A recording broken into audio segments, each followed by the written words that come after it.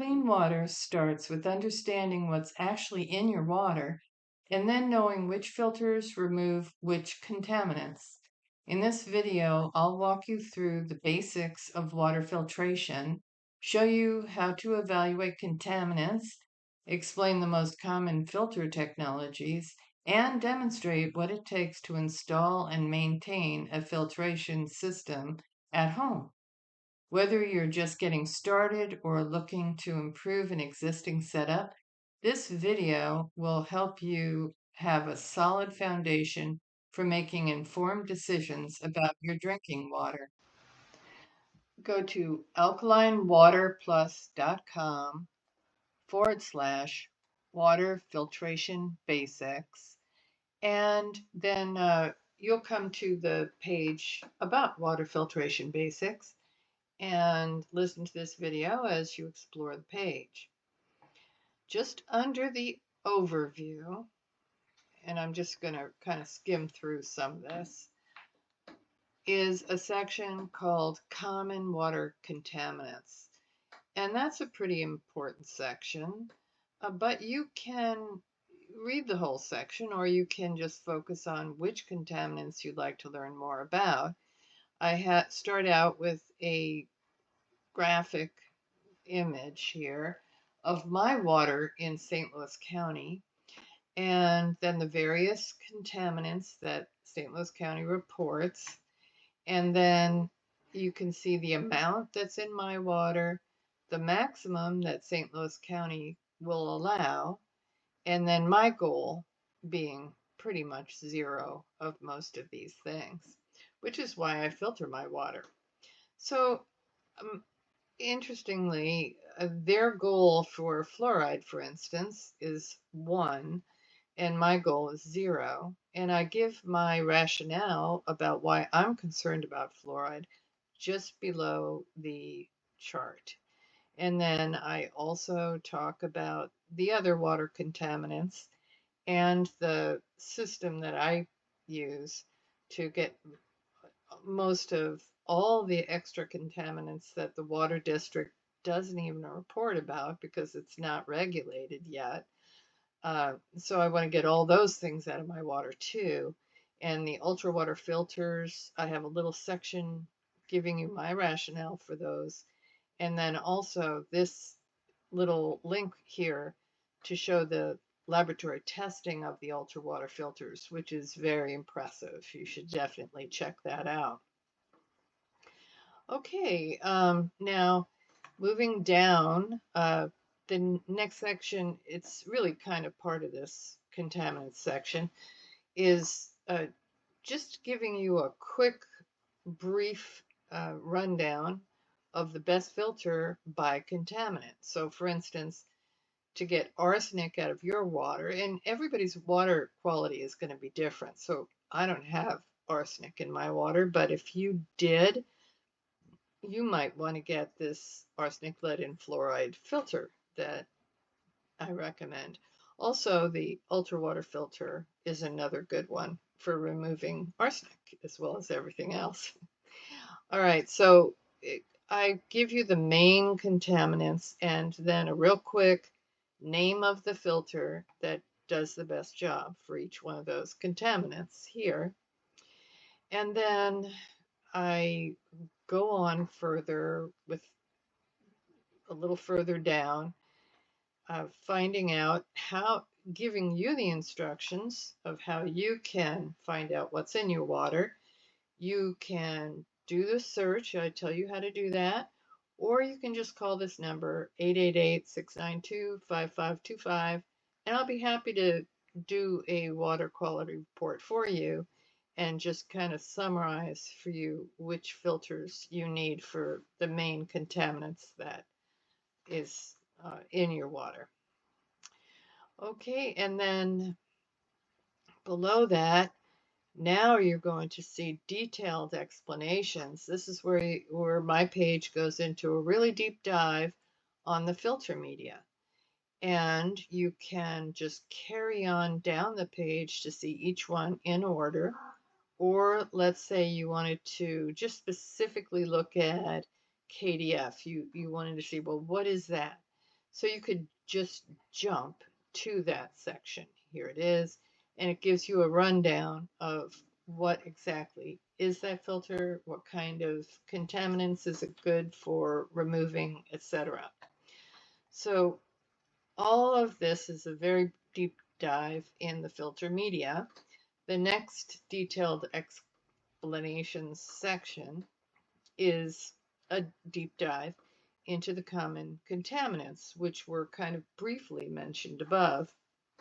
But now, in the deep dive, let's say you wanted to see the the more information about fluoride, for instance. I've got much more information here. So that is same as the other one. You can just jump to the sections, or you can just carry on down the page and find all the information there. And this is pretty comprehensive.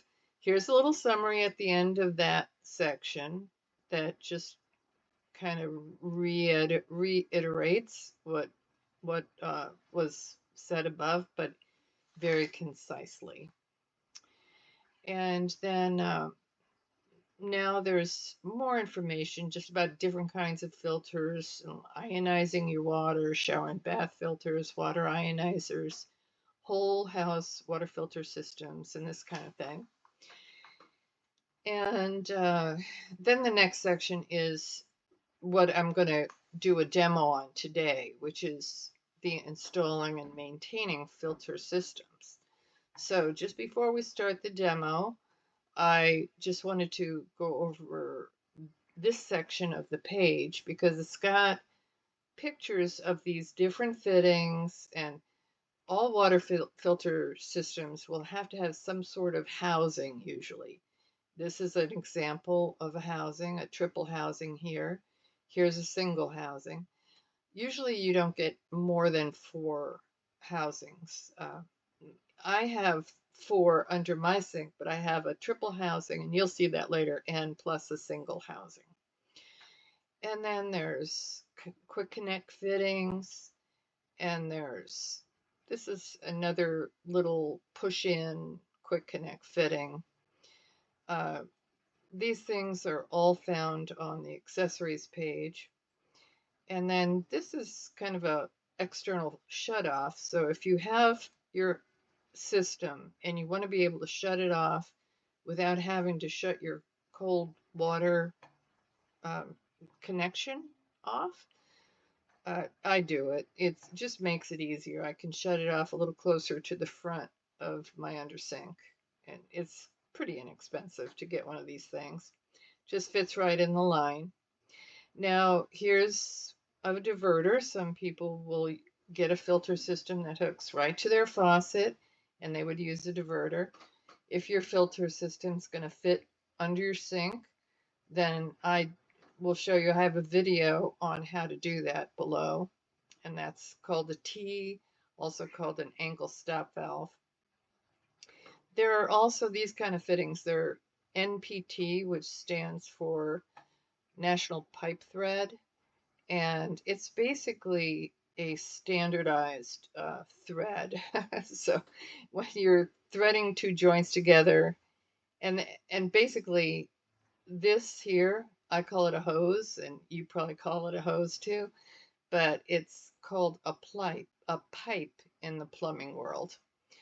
So those are just a few little basic things that will be in the demo video.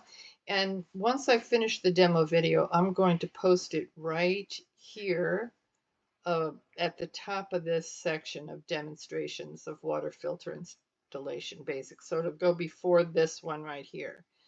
This one right here is water ionizer and water filter installation fittings. It's just about a 5-minute video just explaining the fittings, how to take them apart, put them together, etc. There are a few tricks to it because those quick connect fittings have what's called shark bite teeth in them. And if you just like yank this out, it's going to break it. So you have to, I demonstrate how to manipulate those.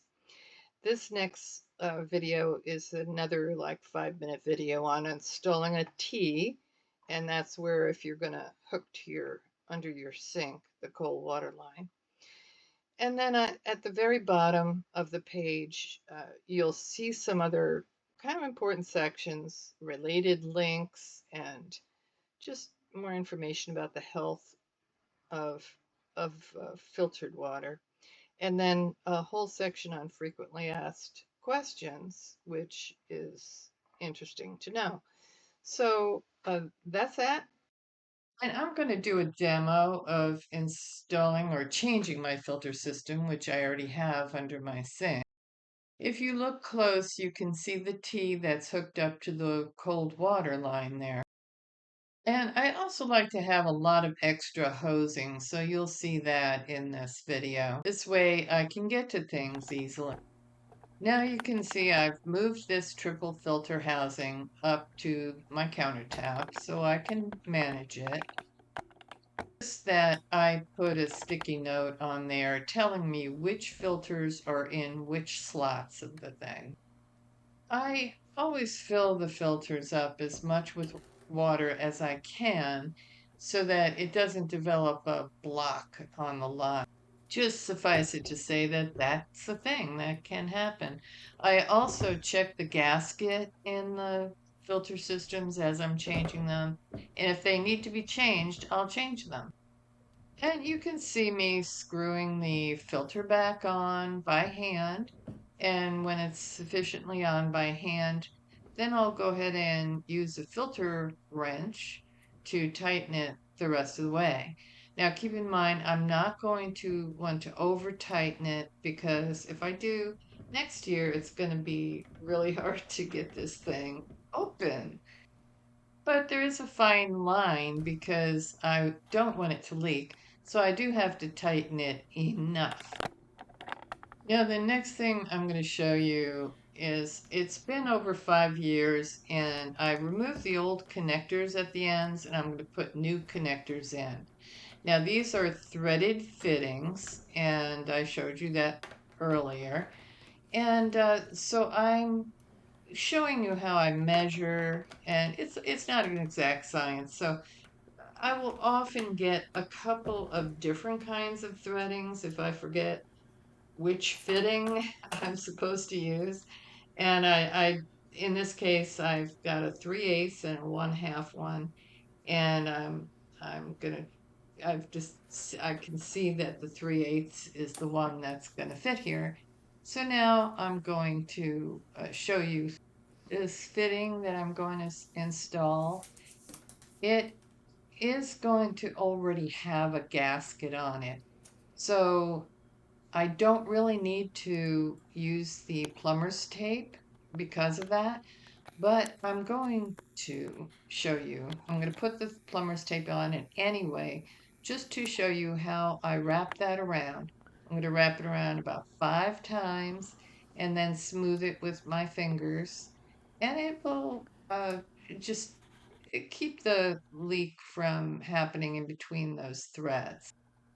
Now the gasket keeps it from leaking because you butt one piece of it up to the other one, and it just won't leak with a gasket in there as long as you have it tightened enough. But this way you see both ways of installation, just in case you don't have a gasket to work with. Now, putting the plumber's tape on actually makes it a little harder to screw this in. And so I have to kind of wiggle and get it started. And then once I get it in there enough, I'll use this regular pliers, to tighten it up. My goal is to bring it all the way as flush with the housing as possible, with as small a gap as possible, so that it won't have a leak. And now I've got the 3 filter system and the single filter under the sink. And by the way, I have an ultra water filter in this single filter housing. And what I'm doing is I'm putting the hoses And just because they're quick connects, I just have to push the hose in. You have to push it until it seats it. So it's a little tricky. I'll usually push hard and then I'll pull a little and then push hard some more. So it just takes a little bit of effort to make sure it's all the way in. And don't worry, if it isn't all the way in, you'll find out soon enough. That's one of the reasons I have extra hosing here, is so that I can keep it outside and on the floor outside the under sink areas and put the water in the line. And as it's running through, I can check to see if there's any leaks before I set it all inside under the counter. So now I've checked for leaks and I'm putting it all under the sink. And once it's under the sink, I have to kind of work with the hoses a little to make sure they're out of the way. And, it's a little clumsy until you've got it all figured out. But once it is figured out, it's doesn't take a large amount of space under the sink. There's still plenty of room for other stuff. So there you go. That's how to install the filters. And remember, the main point is to get wonderful drinking water. Now, those great filters will feed the filter faucet that's at my sink, and they also feed the water ionizer. So I get triple, quadruple, quintuple filtration from my ionized water, which is so fantastic. Um, Look at the benefits of ionized water page if you get a second to see all of those benefits that you can get as well.